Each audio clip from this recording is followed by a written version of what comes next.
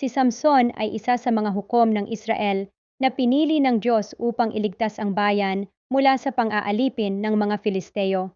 Bago pa siya ipanganak, nangako ang kanyang ina na siya ay magiging isang Nazareo.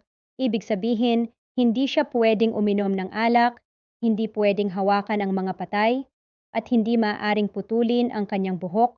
Dito nakatago ang kanyang pambihirang lakas. Habang lumalaki, ipinakita ni Samson ang kanyang lakas sa maraming pagkakataon, kabilang ang pagpatay ng isang leon gamit ang kanyang mga kamay at ang pagbagsak ng libu-libong Filisteo gamit ang panga ng asno.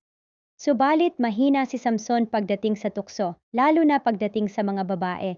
Isa sa kanyang mga mahal ay si Delilah, isang babae na inutusan ng mga Filisteo upang alamin ang lihim ng kanyang lakas.